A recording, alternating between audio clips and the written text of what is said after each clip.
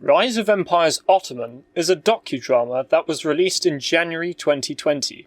Produced by Karga 7 Pictures and STX Television, it was distributed by Netflix. This 6-episode series retells the Ottoman conquest of Constantinople in AD 1453, and the final elimination of the Eastern Roman Empire. A reconstruction of the events plays out on screen, coupled with interviews from a number of historians and authors on Byzantine and Ottoman history, as well as a narrator, the renowned British actor Charles Dance. In general, I found this series to be quite well done, and I feel that for someone that might know absolutely nothing about this period of time, it does do a good job of informing them about what happened, and might very well encourage them to find out more. This seems to be the series' main aim. This series certainly has its merits and drawbacks, which I shall discuss and then give my final thoughts. The acting in the historical drama part does vary quite significantly. The actors they got to play the protagonists of this series, Sem Yigit Uzumoglu, who played Sultan Mehmet II the Conqueror, and Tomasu Basili as Emperor Constantine XI, I thought were by far the best roles in this series, and brought their characters to life. Some of the best scenes were the interactions between the rulers and their aides. The roles of Zaganos Pasha and Halil Pasha also did a good job. Some of the best interactions in the series were between Mehmet and his political foil, Halil, as the impetuous youth and the cautious statesman faced off against each other on screen. The acting of the men that played Justiniani and Lucas Notaras I did think were quite memorable, but not quite as good. They are presented as the mirror image of Zaganos and Halil Pasha for the Eastern Romans, but they are not written as well as they are. However, this allowed the actor that plays Constantine to shine even more, since he had to make up for any shortcomings among his fellow cast. The decision to try and cut down some characters and amalgamate roles I can appreciate, because there were a lot of people involved in this siege, and things can quite easily become very confusing. However, one role that they had but spent so little time on that one might not even realise who he was George Srances. The heartfelt and touching farewell between Constantine XI and George Srances was almost lost because until the 5th episode, the audience basically has no idea who this person is. Rather than spending some time to build this character up properly, the production team decided to insert his daughter into the plot instead, for an utterly pointless and emotionless love story between Justiniani and Thermus Srances. It should also be noted that Thermus Srances in history was about 11 years old in 1453. The 3 female roles seemed consistently superfluous and sometimes plain cringy. Some of this smacks of the writers not knowing how to make the events come to life, and so they insert tired tropes instead. Mara Brankovic more than overstays her welcome, and does almost nothing as is the case for Anna. The boy that played the young Mehmet the Conqueror joined the serried ranks of obnoxious child actors that the production could have dispensed with entirely. To contrast, I thought 2005's Egypt, another docudrama in the same vein, did a much better job of bringing the events to life, especially since the series only had 2 episodes rather than 6 for each Egyptologist they covered. One of the most epic moments in that series was when the Great Belzoni was shifting the stone head of Ramesses II across the sand. Good writing goes a long way. I thought the sets and the reconstruction of the bombard cannon of the 15th century was very well done. The sets for the Ottomans were fine, but it soon became obvious that they were using the same 1 or 2 sets for the walls of Constantinople, which meant that much of the scope of the siege was lost. However, the thunder of the cannon helped to make up for this. The use of CGI in the production was quite mixed. Generally it was okay, but there are several scenes of very obvious special effects, and might very well age quite quickly.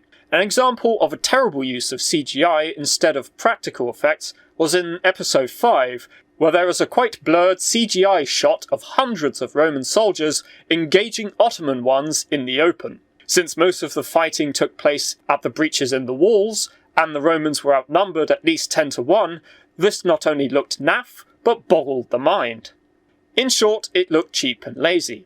However, there are many good examples of CGI employed in this series, such as the 4 Genoese ships in episode 3. One of the really memorable examples was in episode 6, when they show St. Elmo's fire on top of the dome of Hagia Sophia. In regards to costumes, the clothing looked pretty good, rich and colourful as it was in history, but the armour was less so.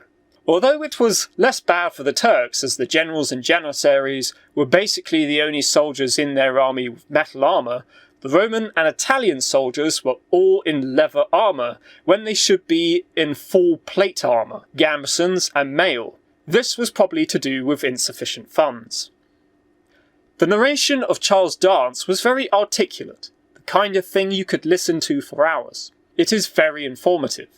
In some places, where they used the more superfluous characters to explain things, such as all of the scenes with Mara Brankovic in Serbia, or the young Mehmet, they could have had Charles Dance explain it to the audience instead, which would give more time for the much better parts of the series, and allow them to go into greater detail.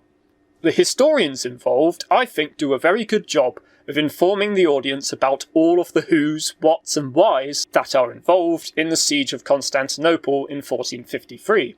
By having a good plethora of perspectives from American, British, Turkish and Greek historians and authors, the history is more balanced and better informed, giving it a greater air of authority.